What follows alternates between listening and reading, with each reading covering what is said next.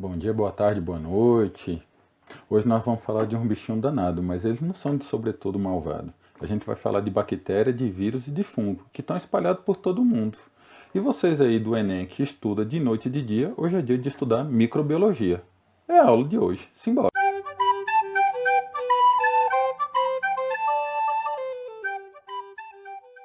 Então, muito bem.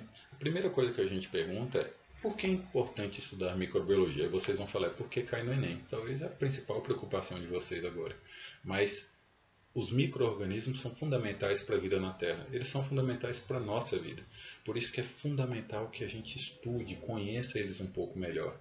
E outra coisa que impacta enormemente e atrai a atenção de estudiosos pelo mundo inteiro é que esses micro-organismos ocasionam diversas doenças para os seres humanos. Por isso que eles são tão estudados. Uma das mais famosas agora que está em voga é justamente o coronavírus, ocasionado por um micro-organismo que no caso é um vírus. Muito bem. Então, eucariontes se referem, quando a gente está falando de seres eucariontes, estamos falando de seres que têm tanto a membrana nuclear quanto organelas citoplasmáticas. Então a gente está falando que os seres eucariontes, diferentemente dos procariontes, têm membranas nucleares e também têm organelas citoplasmáticas. Essa é a principal diferença. Tem outras também que vocês verão aí no nosso material de estudo, mas essa é a principal. Seres eucariontes, então, são animais, plantas, fungos e protozoários. E os procariontes são basicamente bactérias. Também tem outra classificação que a gente fala que é arquibactérias. Mas, em suma, bactérias são bactérias. Beleza? Agora eu gostaria que vocês observassem a estrutura de uma bactéria típica. Típica por quê? Porque nem todas são assim. Mas o que toda bactéria tem? Ela tem cromossomos, ela tem, que é o material genético, ela tem citoplasma, ela tem ribossomos, responsáveis ali pela síntese das proteínas, e também elas têm uma membrana plasmática. Agora, eles têm outros itens também que não estão presentes em todos, mas estão presentes em uma grande parte. Então aí a gente pode falar de uma parede celular, a gente pode falar sobre flagelos, a gente pode falar sobre fímbrias ou pile, né, o responsável pela troca genética, e a gente pode falar também sobre uma cápsula. Beleza. Agora vamos continuar aí falando um pouco sobre características das bactérias. Primeiro a forma e o arranjo. Rapaz, bactéria tem uma diversidade gigantesca. Algumas podem ser esféricas, que dão o nome de cocos. Algumas são cilíndricas, que podem ser dar o nome de bacilos. E outras têm um formato de vírgula ou espiral, que são os espiralados. Os cocos, um dos mais conhecidos, por exemplo, são os pneumococos. Ocasionam a pneumonia. E tem outros também bem conhecidos como o que causa a tuberculose, que são os bacilos de Koch, que as bactérias se dividem em gram-positivas e gram-negativas. E qual a principal diferença entre um e outro? Ela se dá no tamanho e na constituição da parede celular. As gram-positivas, elas têm uma parede celular muito maior do que as gram-negativas.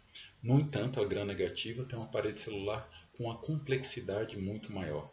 Percebam que as gram-positivas, quando submetidas a um tratamento, elas são adicionadas um corante, elas tomam a característica de coloração roxa. Já as gram-negativas têm uma coloração vermelha. Isso é muito importante para diferenciar. Isso é muito importante também, por exemplo, quando a gente vai usar um antibiótico, porque o antibiótico ele age diferente em cada tipo de bactéria, né? E também cada tipo de parede celular. Ele é muito específico, os antibióticos, né? A gente vai ver também essa mesma forma que o medicamento. Alguns agem de uma maneira com as gram-positivas e de outra maneira com as gram-negativas. Muito bem, vamos falar agora de outras estruturas e suas respectivas funções. A membrana citoplasmática das bactérias ela é responsável pelo transporte de substâncias, transporte e biossíntese de substâncias e também tem um papel ali na duplicação do DNA. Outra questão importante também, como eu já falei até na diferenciação entre gram-positivas e gram-negativas, é que a parede celular também ela tem uma função primordial, principalmente de manter a célula com aquele formato. A parede celular, lembre também que as células vegetais também têm parede celular e elas têm um papel muito importante na estrutura desses seres.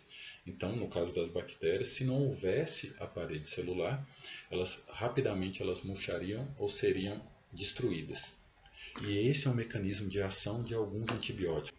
As gram-negativas também têm uma diferenciação para as gram-positivas, que elas têm uma membrana externa. E como você tem outra camada, você tem uma proteção maior. É como se você tivesse uma roupa, uma regata igual a minha aqui, dizendo, não sei, só sei que foi assim, você tivesse outra blusa por fora e você tivesse mais outra blusa. Então, se você sai e você, por exemplo, tem uma chuva com um bocado de granizo, você vai sentir muito menos dor e vai ser muito menos atacado do que alguém que está só com uma blusa como essa, certo? Então as gram-negativas têm uma proteção muito maior, beleza? Outra estrutura das bactérias, a cápsula. A cápsula ela vai por fora de tudo. Elas têm então uma perspectiva de oferecer uma proteção ainda maior para as bactérias que têm essa estrutura. E elas também proporcionam um reservatório de água e têm uma função de ligação com outros seres, né, com outras substâncias. O flagelo, assim como algumas células animais que têm essa estrutura, tem a função de locomoção. As fibras e o pile, eles têm uma função de aderência ao hospedeiro, que a célula vai atacar, né, que ela vai colonizar, e também tem uma função importante de troca genética, troca de material genético entre bactérias. O plasmídio é um DNA que está fora do cromossomo principal. E é muito importante o plasmídio porque ele aumenta a resistência a antibióticos. Então, ele oferece uma vantagem evolutiva para as bactérias que os têm. Outra estrutura importante também é o DNA e os ribossomos, que estão ligados tanto na duplicação dessas bactérias, né, dessas células bacterianas, quanto também na produção, síntese de proteínas. Algumas bactérias elas são autótrofas, então elas conseguem produzir sua própria fonte de energia. Elas não precisam de outros seres. Outras já são heterótrofas. Elas se alimentam de fontes já orgânicas, que são produzidas por outros seres autótrofos. Algumas têm um papel muito importante no ciclo do nitrogênio, elas são fixadoras de nitrogênio no solo. E as bactérias têm um diferencial também em relação à necessidade de oxigênio e também da temperatura ótima para elas sobreviverem. Algumas precisam de pouco oxigênio, outras não precisam de oxigênio e algumas precisam de oxigênio em moderadas quantidades. Temperaturas. Tem bactérias que sobrevivem com temperaturas extremamente baixas, outras extremamente altas, temperaturas que nenhum outro ser vivo consegue sobreviver. E o crescimento bacteriano ele é exponencial, para frente e avante, crescer e multiplicar. Elas levam isso a sério. Né? Aí reparem, né, no nosso material de estudo que as bactérias elas têm esse crescimento muito característico. A primeira fase do crescimento bacteriano é a fase lag, que eles estão se acostumando com aquele ambiente. Eles estão chegando numa festa e estão vendo o que tem para comer, o que tem para beber e estão se ambientando, né? Estão vendo se a música é boa ou não. E depois tem uma fase log, que é uma fase de rápido crescimento, que eles comem, bebem tudo e tocam terror. Depois é uma fase estacionária. A comida já não tem tanta, nem a bebida. Uma boa parte deles estão morrendo e outra parte está sobrevivendo. Então a quantidade de bactérias é mais ou menos a mesma. De repente, meu irmão, a casa cai, é só derrota. Então vem uma morte muito grande, às vezes uma taxa muito maior que a taxa log de crescimento. Beleza? Então isso é muito comum. Por exemplo, uma bactéria que está colonizando um ser vivo como nós, ela vai ter essas fases, até o momento em que os recursos dela, um antibiótico vai agir e elas vão entrar nessa fase de declínio e nessa fase de morte. Beleza? E a gente tem diversos métodos de controle biológico, de controle bacteriano, principalmente agentes físicos e agentes químicos. A gente pode usar temperatura, radiação, filtração, dessecação. Por exemplo, um agente físico de controle biológico. Quando a gente tem um leite, vocês gostam de leite? Eu gosto de leite. Mas agora quase todos os meus são leite em pó, né? Porque se eu compro um leite, quase não consigo utilizar o leite todo. Aí eu prefiro o leite em pó. Mas se eu compro aquele leite, né? Aquele leite de saquinho, então, ou se não aquele leite longa-vida, ele é submetido a agentes físicos ou até químicos também, que promovem um controle biológico daquele leite. Eles matam uma boa parte dos micro-organismos que ali vivem, permitindo que o leite dure mais tempo. Certo? Agentes químicos, a gente tem álcool, fenóis, sabão, detergentes. Então, pessoal, qual que é uma pergunta que já vem logo em seguida? Então, por que que vocês utilizam álcool ou lavam a mão com sabão para controlar o coronavírus? Por isso, eles têm essa função de deteriorar, degradar partes desses micro-organismos, sejam rompendo sua membrana celular, sua parede celular, fazendo com que eles morram. Então, esses agentes químicos também são muito efetivos. E sabe uma curiosidade para vocês? Vocês sabiam que os médicos, até o século XIX, não tinham a prática de lavar as mãos entre autópsias e partos? Imagina isso, velho. Eles não lavavam as mãos, eles faziam uma autópsia lá, né, um morto, chegava, mexia nele, depois fazia um parto, depois comia um sanduíche, depois eles iam atender outra pessoa. É isso. E passavam a mão na boca, no nariz, na boca. Né? Pode. É isso, né? Ainda bem que o mundo evoluiu um pouco. Muito bem. Mas é isso, eles descobriram que isso não era uma atitude a ser propagada dentro do ambiente hospitalar. E quando eles descobriram isso, mudaram os seus métodos e salvaram muitas vidas. Muita gente morria por conta dessa falta de asepsia, dessa falta de limpeza. E uma coisa muito interessante, né? O Alexander Fleming, ele foi viajar e esqueceu uma cultura de bactérias. E o que aconteceu? De repente, uma cultura de fungos sobreveio sobre aquela cultura de bactérias, conseguindo inutilizá-la e matar a maioria daquelas bactérias. Foi assim que ele descobriu a penicilina. Então quer dizer que vocês para o Enem, o que eu recomendo? Vocês façam uma viagem, né? Vá para a praia e tal. Assim vocês vão se dar muito bem no Enem. Não, gente. Né? Nem sempre é assim. Mas é muito legal isso, como algumas descobertas na humanidade acontecem assim das maneiras mais inusitadas e inesperadas possíveis, né? E o Fleming, ele estava tentando descobrir a penicilina ou alguma coisa similar sobre o controle biológico há muito tempo e descobriu de uma maneira inusitada, né? E o que esses antimicrobianos ou os antibióticos, qual que é a função, para que eles são usados? Eles são usados a fim de matar ou inibir o crescimento desses micro-organismos patógenos. E os antibióticos têm diferentes maneiras de ação. Como eu falei para vocês, eles podem atingir diretamente a membrana, deteriorando ou degradando a membrana celular, a parede celular, inibindo a síntese, a duplicação do material genético dessas bactérias. Eles podem inibir algumas enzimas chaves para a produção de proteínas ou para a sobrevida desses micro-organismos. Então, tem diferentes maneiras. Por isso que é tão importante, daí eu gostaria que vocês frisassem isso, prestem atenção nisso. Por isso que é tão importante a gente entender a estrutura desses micro-organismos. Por quê? Os antibióticos eles são feitos de uma maneira muito específica e eles vão atuar conforme a característica de cada micro-organismo. Entende? E isso também vale para as vacinas, isso também vale para os medicamentos químicos, para todo e qualquer tipo de medicamento. Certo? Beleza? Vejam aí no nosso material de estudo aí os diferentes modos de ação dos antibióticos, né, antimicrobianos sobre as bactérias. Agora vocês pensam que nessa luta aí as bactérias ficam de boa? Fica lá só sofrendo, estão me atacando.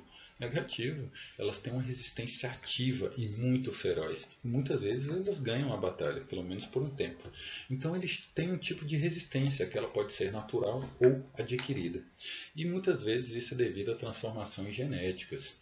E muitas vezes nós somos culpados por isso, porque a gente usa indevidamente, de maneira incorreta, os antimicrobianos, os antibióticos. Por isso, uma recomendação de praxe: não utilize antibiótico de maneira indevida. Isso faz com que esses micro-organismos muito espertos e muito resistentes, que estão aqui há muito mais tempo do que nós, eles adquiram uma resistência muito difícil de ser combatida. É uma luta de gato e rato de Tom e Jerry. Sempre tem os seres humanos, os cientistas, estudando diferentes novos tipos de antibióticos e as bactérias adquirindo resistência. Não vamos facilitar para eles, né? Embora existam outras formas também da gente adquirir uma resistência maior à ação desses micro-organismos. Mas isso pode ser matéria para outra aula. Eu, durante muito tempo, fiz parte da campanha permanente contra os agrotóxicos pela vida. E a gente falava muito dessa discussão. Um uso abusivo, desproporcionado de agrotóxicos sobre as plantações fazia com que muito desse agrotóxico fosse perdido para o solo, para os cursos d'água, E também tinha esse efeito reverso de aumentar a resistência dos seres vivos, inclusive das gramas, né, das plantas, como também dos insetos, a esses agrotóxicos. E isso também vai ocasionando essa luta de gato e rato, cada vez pensando em aumentar a quantidade do uso de agrotóxicos e também de novas variedades de agrotóxicos para esse combate. Um combate que muitas vezes é ocasionado justamente pelo uso incorreto desses pesticidas. Ô Fábio, agora diz aí para mim, quais são as principais doenças causadas por bactérias? Com certeza você conhece a maioria delas e talvez tenha ou já teve alguma dessas doenças. Diarreia talvez é a mais comum. Caramba, diarreia é fogo, né?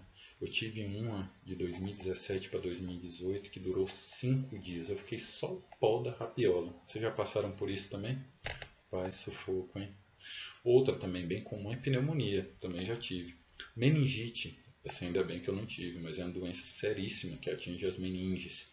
Otite e sinusite são também inflamações ocasionadas por bactérias nessa região aqui da face. E uma também é a H. pylori, Helicobacter pylori. Ela infecta pelo menos 2/3 da humanidade, mas mais de 70% das pessoas são assintomáticas, quer dizer, não desenvolvem os sintomas da doença. No entanto, nesses 30% em que ela desenvolve, a briga é muito feia. Esse bichinho, ele é das datas anteriores aos dinossauros, eles estão junto aqui com as baratas e sobrevivendo há tanto tempo. Então pense um bichinho difícil para você eliminar ali ou fazer com que ele deixe de causar mal para você, né? Então ele é super difícil. Ele exige um coquetel de antibióticos muito duro que pode ocasionar muitos problemas para quem toma.